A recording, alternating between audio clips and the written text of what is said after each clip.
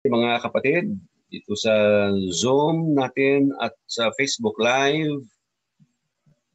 At ngayong gabi ay daragdagan po natin ang ating kalaman patungkol po sa Tagalog Bible. At i-specify po natin ngayon yung Bible na tinatawag na ang Biblia, 1905. No? At ating layunin na maging familiar tayo dito sa ating ginagamit na version. Marahil po nagtataka yung iba, bakit hindi natin ginagamit ang Magandang Balita Bible? O ako mismo, no? Iba yung Bible ko, yung luma na Tagalog. Ang tawag doon sa lumang Tagalog, ang Biblia. Hindi ito yung King James. No? Mayroon kasing nagtatawag ng King James dito kasi luma siya na Tagalog. Yung King James Bible sa English ay luma din. Akala nila kapag luma, tinatawag na King James. Hindi. Bagamat sa Tagalog, ating pag-aaral noong nakaraan, mayroong Tagalog version na tinawag na King James Version ng Tagalog Bible. Mayroon yon. Pero ito pong ating pag-aaralan ngayon ay tinatawag na ang Biblia. Inilimbag noong 1905. Nagsimula ang gawain nila noong 1902. Itong dalawang kumpanya, the American Bible Society at saka yung British and Foreign Bible Society. Nag-publish sila ng New Testament in Tagalog, 1902. At dinagdagan nila ito, no? Noong 1905, nabuo nila yung Old Testament at saka New Testament. At tinawag nilang ang Biblia. Base ito sa American Standard Version ng English Bible. At ang ginamit nila na canon o ito yung basihan kung aling aklat ang tatanggapin bilang bahagi ng Biblia. Tinawag nilang Protestant canon. No? Sa makatwid, ito yung walang apokrypha. Wala yung mga deuterocanonico na aklat. Kasi ang mga itong apocryphal books ay nandun sa Catholic version. At inuulit ko ang pangako, pagkatapos ng pag-aaral natin sa isa pang Tagalog version, tatalakayin na natin yung apocryphal books. Ano yung mga apocryphal books at bakit hindi tinanggap ng canon o hindi pumasa sa canon, no? Ng Protestant Bible ang mga aklat na iyon. Yan, no? So 1905 nabuo Old and New Testament ng Tagalog sa pamumuno, pangasiwa ng British and Foreign Bible Society at saka ng American Bible Society. Ayan. So ano ang nangyari pagkatapos? O more information, no? Na-iprintan nila noong 1905 at tinawag na ito ang Biblia.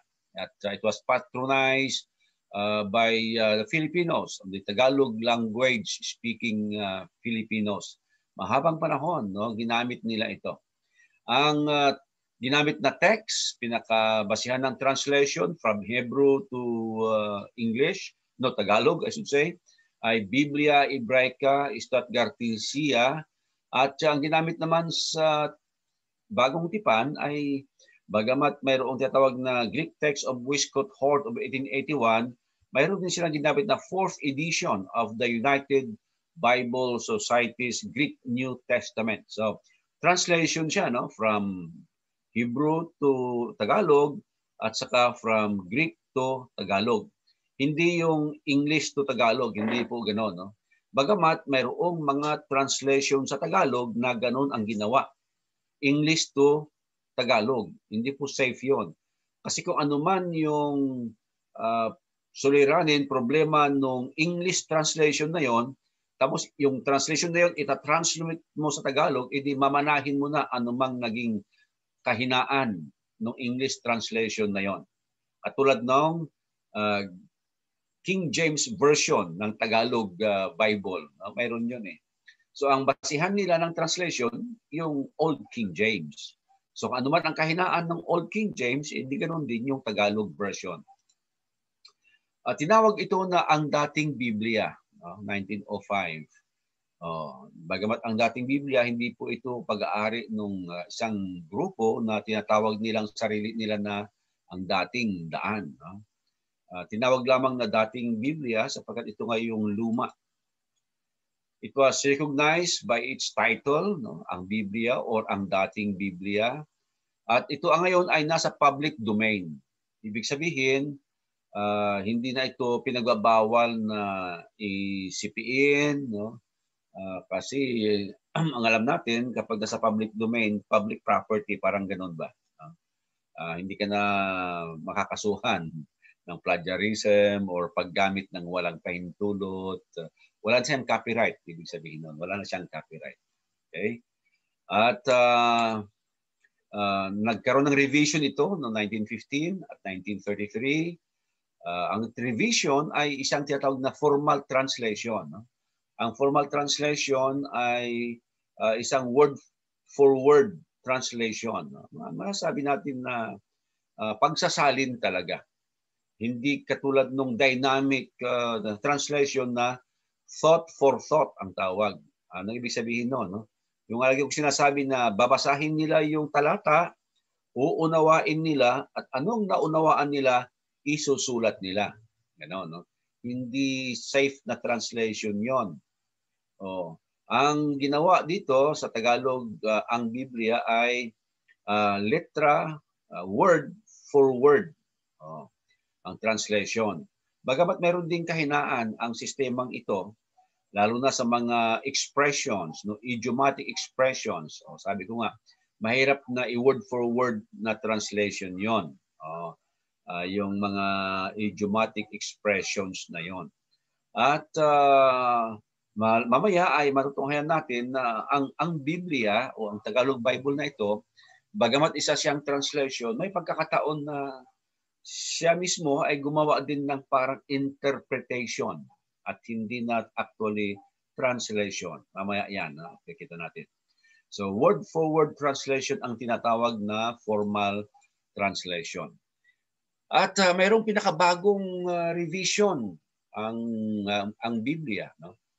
Ang titawag dito ay ang bagong ang Biblia. Yan ang aking ginagamit ngayon. Kaya kung ako ay nagpipreach at binubuksan nyo yung lumang ang Biblia, baka magkaiba tayo talaga ng wordings. Kasi iba na ang translation na ginagamit ko, ang bagong ang Biblia. Ito yung pinakabagong translation nila mula doon sa 1905 na ang Biblia. At bakit nila ni-revise? Ito ang mga dahilan nila sa kanilang revision. May mga salita sa unang salin na bihira nang gamitin, sabi nila. Oo nga naman, no? Halimbawa, yung salitang pakaka, nasa lumang Tagalog yan, yung ang Biblia. Ang ibig sabihin ng pakaka, trompeta. Nababasa nyo doon yung bao, ang babaeng bao. Yun pala, balo ang ibig sabihin ng bao. Hula. Dati ang hula, ngayon ay mayroon ng ibang kahulugan. No? Yung hula-hula sa Quiapo. Titingnan nila yung palad mo, huhulaan nila yung future mo. Yun ang ibig sabihin ngayon. No? Pero sa Bible, ang ibig niya sabihin ay prophecia or pahayag. No? Ito ang ilang mga salita na bihira nang ginagamit. Kaya binago nila ito sa mas modernong mga Tagalog words na ginagamit ng tao ngayon. Number 2, dahilan nila, bakit nila ni-revise, no?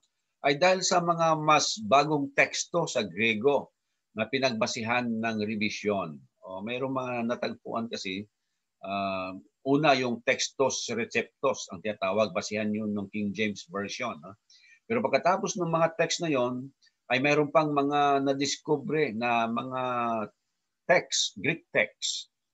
At yun ay naging available, kaya ginamit nila ito sa pagre-revise ng ang Biblia at may kakaibahan nga sa ibang mga talata. Ipapakita ko sa inyo mamaya yon.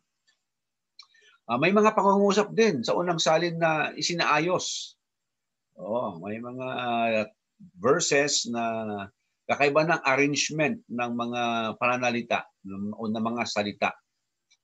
And then number 4, mayroon na itong footnote tungkol sa ibang pagkakasalin. Halimbawa, ang isang talata ay magkaiba doon sa dalawang manuscript. No?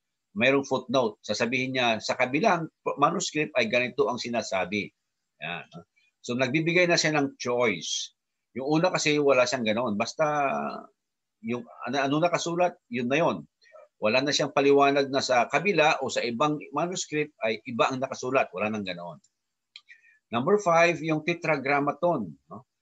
YHWH. Isinalin ito sa bagong ang Biblia na Panginoon with capital letters.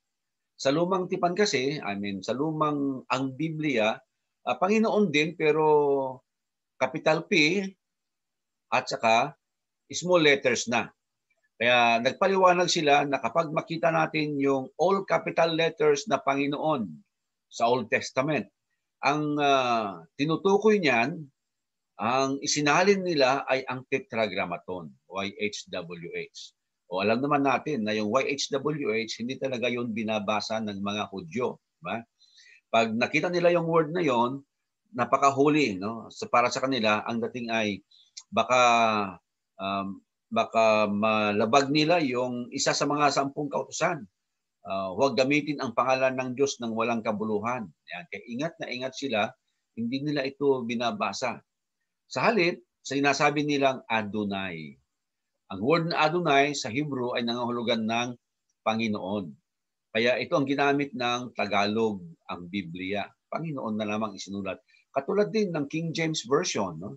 Sa halip na i-translate niya yung YHWH, gumamit siya ng word na Lord kasi Adonai ang sinasabi ng mga Hebrew kapag binabasa nila yung YHWH.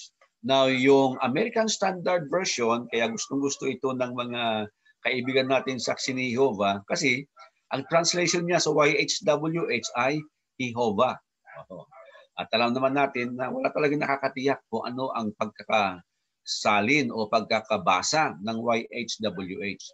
Ang mga bagong Biblia ngayon, no, katulad ng Magandang Balita, ang ginamit nila sa YHWH ay Yahweh. Yan na, no? So magkakaiba. Anyway, yun lamang ang isang yan sa mga pagbabago sa ang Biblia. Yung capital letters na Panginoon. Dapat tandaan, yan ay sa original YHWH. Ngayon, ating obserbahan ang ilang mga interesting passages or passages of interest na inihahambing natin sa ibang mga versions. Jeremiah 23 verse 6, ito yung sinasabi ko kung saan ay nandoon yung YHWH. No? The Lord our righteousness. Yung word na Lord ay YHWH yan sa original, sa Hebrew. Kaya sa King James, katulad ng sinabi ko kanina, ginamit niya yung word na Lord. American Standard Version, Jehovah our righteousness. Pero maganda rin ginamit nila yung word na Jehovah our righteousness. Kasi ang paniniwala ng mga kaibigan natin, kapag sinabi mong Jehovah, yung Father lang ang tinutukoy niya.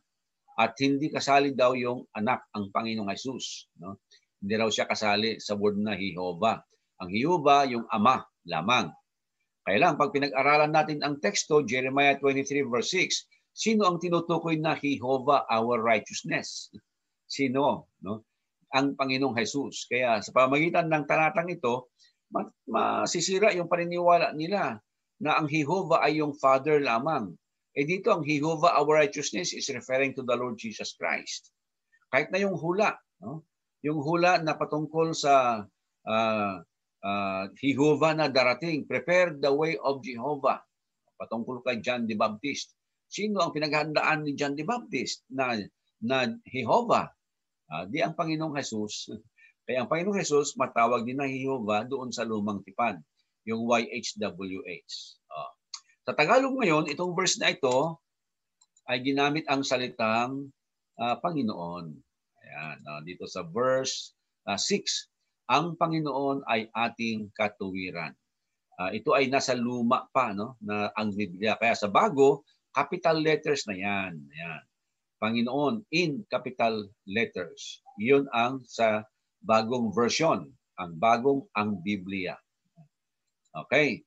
How about Isaiah 7:14? Ito yung mayroong contention, no, sa iba't ibang mga versions. Patungkol ba sa hula, propesya na ang Panginoong Hesus ay ipapanganak ng isang berhing babae? No? Sa Hebrew yun, yung word na alma. Sabi ng talata, kaya't ang Panginoon nga ay magbibigay sa iyo ng tanda, narito isang dalaga ay maglilihi. Oo. Ito ay kino-question ng marami, no? Kasi nawawala yung miraculous birth or virgin birth of the Lord Jesus Christ sa translation na ito. Kasi alam naman natin, no, ang dalaga ay magkaiba doon sa salitang berhin. Mayroong mga dalagang ina, hindi na berhin yon, di ba? Kaya kino-question ito. Ngayon, ang Biblia, yung ABAB o ABAB, yan ang tinutukoy ko, no? Ang Biblia.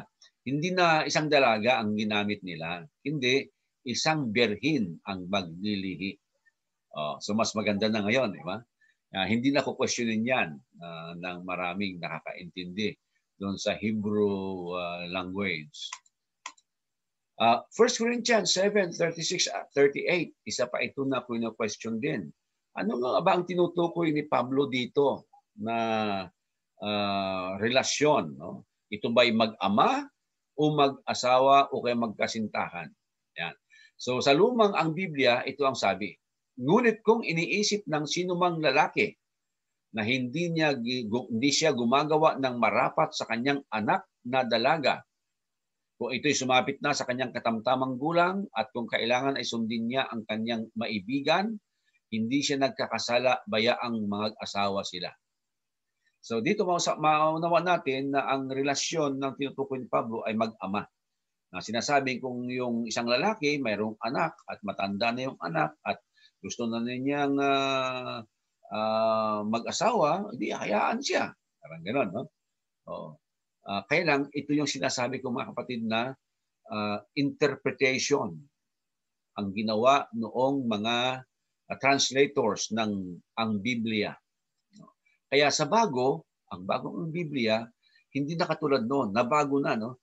Ito, sinabi, ginawang ang sa kanyang nubya, hindi na anak na dalaga. Nubya ang ginamit. So, ang relasyon ngayon ng lalaki doon sa babaeng tinutukoy, hindi na mag-ama na katulad ng dati, kundi para magkasintahan na sila. O kaya ay mag-asawa sa pagpinag-aralan natin. Ang sinasabi ni Pablo, kapag iiwanan nung hindi mananampalataya ang kanyang asawang lalaki, iiwanan siya, no? Yung lalaki, wala siyang magagawa. Hayaan niya na umalis ang kanyang asawa kung gugustuhin niya, kung wala na siyang magawa. Pero hindi po nanghuhulugan na nawala na ang bisa ng kanilang kasal. May bisa pa rin yun, kaya lang hindi niya mapipilit na maiwan dyan yung kanyang asawa. So nagbago mula sa ang Biblia patungo dun sa bagong version na bago ang idea sa mga talata. 1 Corinthians 7:9, isa pa rin na kino-question na talata sapagkat sabi ni Pablo dito, ngunit kung sila hindi makapagpigil ay magsipag-asawa. Yung sinasabi ni Pablo na mabuti na maging single, walang asawa, katulad niya. So sinasabi niya, ngunit kung hindi makapagpigil ay magsipag-asawa sapagkat magaling ang mag-asawa kaysa mapagningas ang pita. Sa bagong ang Biblia, sinabi nito, kaysa mag-alab sa pagnanasa. So sinasabi niya rito na kung hindi makapagpigil ang isang tao, lalaki o babae, di mag-asawa na lamang siya kaysa magningas o kaya ay mag-alab yung pagnanasa. Kaya lang sa original pala o sa Hebrew pala, no, yung word na mag-alab, yung sa pagnanasa at saka yung pita, wala pala yun. The words with passion in English, no, are not in the Greek. Kaya maaari pala na ang kahulugan ng talata ay yung binata o dalaga na hindi makapagpigil, no, ay kailangang mag-asawa na lamang upang hindi siya mapunta sa nagniningas na apoy. Yan ang pakahulugan ng talata. Kasi wala doon yung word na with passion o pagnanasa o pita sa lumang ang Tagalog. 1 Timothy 4:13, isa pa ito na mayroon silang dinagdag. Hanggang ako'y pumarian ay magsikap ka sa pagbasa, sa pangangaral, sa pagtuturo. Ayan. Ang problema naman na ang Biblia, dinagdagan niya ito, hayagang pagbabasa. Sa English kasi, mayroong tinatawag na public reading. Ito ba yung public reading na iniutos ni Pablo kay Timoteo? So, ibig sabihin, hindi siya makapagbasa doon sa private, sa isang silid. No? Kailangan pumunta siya doon sa publiko para magbasa o sa karamihan ng mga tao para magbasa ng Bible. Hayagang pagbabasa eh. Pero yung word na public o hayagang sa Tagalog, wala rin pala yun sa original. Ang NIV, ang ESV ay mayroong public reading. Pero yung Old King James Version, wala siya yung word na public. 2 Timothy 1:9, na siyang sa atin ay nagligtas at sa atin ay tumawag ng isang banal na pagtawag, hindi ayon sa ating mga gawa, kundi ayon sa kanyang sariling akala at biyaya na ibinigay sa atin kay Kristo Jesus buhat pa ng mga panahong walang hanggan. Medyo tumama itong version na ito kasi kinokontest, no? Pinagdidibatihan din, pinagdidiskusyonan din ang talatang ito. Sa NIV kasi, parang inaalisan na niya ng anumang bagay na gagawin ang isang tao. Sabi doon, God who has saved us, not because of anything we have done. Hindi dahil sa anumang bagay na ating ginawa, ayon sa ang pagligtas ng Diyos sa atin. Paano na yung ating pagpabautismo? Di ba ginawa natin yun? Nagpabautismo tayo. So, hindi tama na not because of anything we have done. Kasi nga, mayroon tayong bahagi sa ating kaligtasan. Kaya, yung 2 Timoteo 1:9, sabi ng Tagalog Bible, hindi ayon sa ating mga gawa ay tumatama din naman. Na ang tinutukoy niya, hindi yung mga meritorious, yung sariling self-righteousness. Hindi yun ang nagligtas sa atin. Yun ang point ni Apostol Pablo sa 2 Timothy 1 verse 9. At John 2:10, yung tungkol sa paggawa ng alak ng Panginoong Hesus, doon sa unang milagro niya, doon sa kasalan sa Cana. Sa ibang mga version, parang sinasabi na sinasang-ayunan ng Panginoong Hesus na mag-inuman, maglasingan yung mga tao. Oo. Sa Tagalog sinabi, no, at sinabi sa kanya, ang bawat tao ay unang inilalagay ang mabuting alak. At kung mga kainom ng mabuti ang mga tao, ay saka inilalagay ang pinakamasama. Itinira mo ang mabuting alak hanggang ngayon.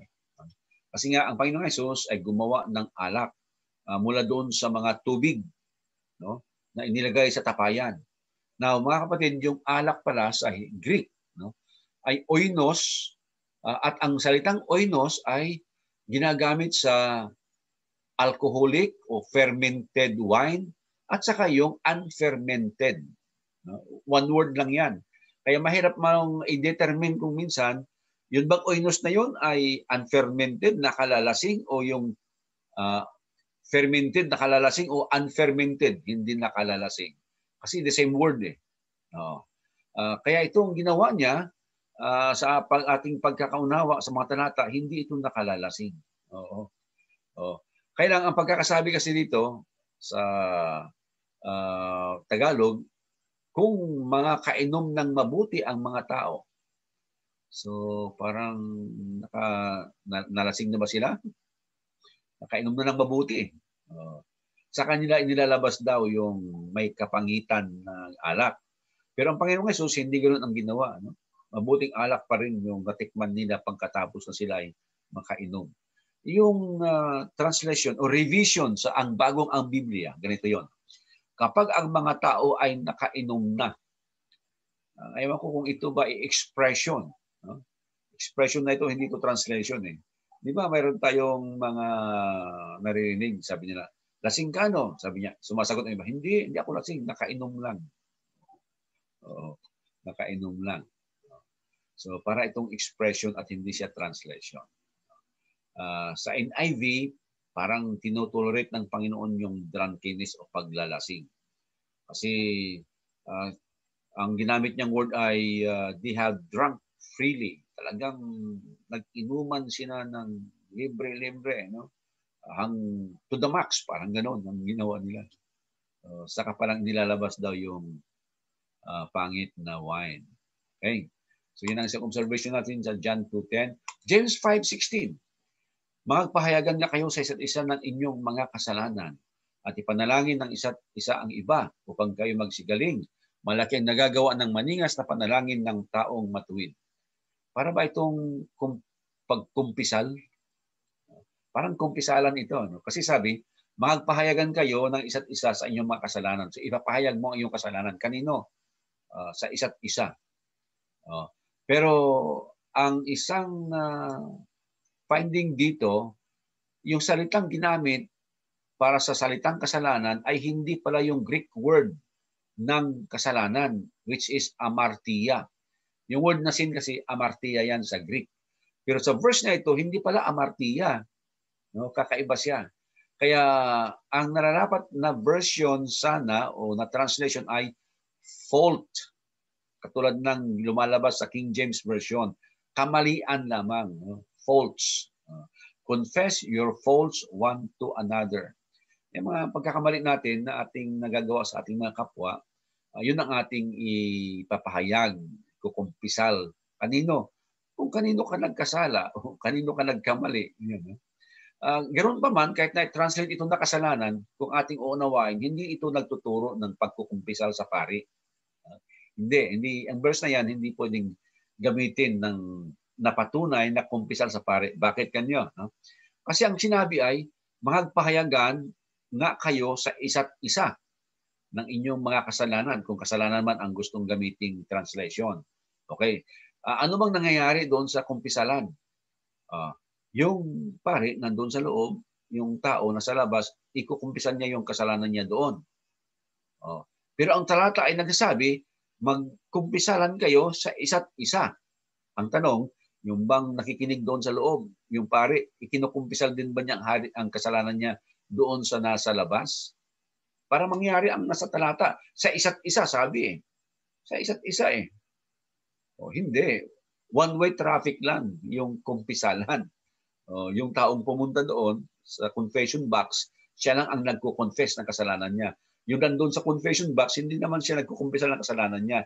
Kaya hindi yon ang sinasabi ng talata. Okay? Pero nandun nga lamang yung point. Dapat daw hindi kasalanan ang word na gamitin doon. Kasi hindi naman yung Greek word na amartia, na sin, ang naroon. Okay, Acts 2:31. Sa Tagalog Biblia, palibas ay nakikita na niya ito ay nagsasalita tungkol sa pagkabuhay na mag-uli ng Kristo na siya hindi pinabayaan sa Hades. Ito yung good point naman ng Tagalog Bible natin, ang Biblia. Kasi binigyan niya ng kaibahan yung Hades at saka yung infierno. Sa Old King James kasi, yung Hades niya ay hell, infierno. Sa gawa do, sinasabi na ang Panginoong Jesus ay pumunta sa Hades. Ang translation ng King James, pumunta sa hell. Kaya ang iba nagtatanong, napunta sa infierno pala ang Panginoong Jesus. Ang kaluluwa niya pumunta roon.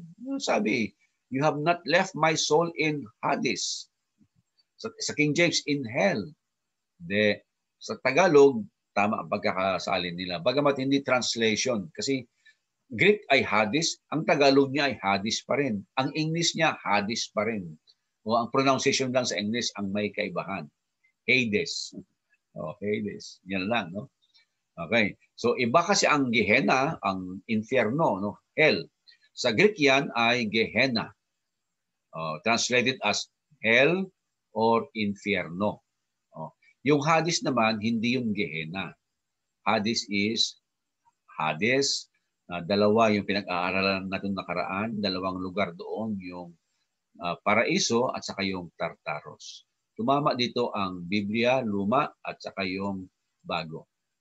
1 John 3:9, ang Biblia, no, sinasabi, ang sinumang ipanganak ng Diyos ay hindi nagkakasala. Parang doon pa lang, mag-iisip na tayo, no? Hindi nagkakasala yung mga Kristiyano. Totoo ba yun? By experience, hindi nagkakasala pa rin tayo. No? Ano pa lang dapat dyan? Tumama ang revision, ang bagong ang Biblia. Iniwasto nila yan. Ito yon ang ibig niyang sabihin. Ang sino mang ipinanganak ng Diyos ay hindi patuloy na nagkakasala. Yun ang magaling. Totoo yun. No?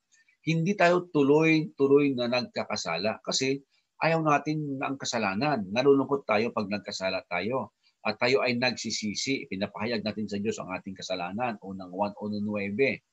Kaya hindi tayo magpapatuloy sa pagkakasala. Kaya yan ang sinasabi ni Apostle John.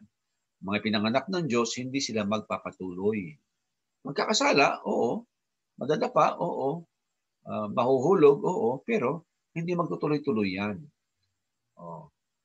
Kasi alam niya ang salita ng Diyos at kung tunay siya na naniniwala sa Diyos, sa kanyang salita, magsisisi, babaguhin niya ang buhay niya. At 1 Corinthians 14:2, ang Biblia, tumama na naman dito ang Tagalog. Alam niyo kasi sa King James Version, gumamit siya ng word na unknown tongue. Parang sinusuportahan niya yung idea ng speaking in tongue. Na yung speaking in tongue, lingwahin na hindi kilala, hindi alam, hindi maintindihan.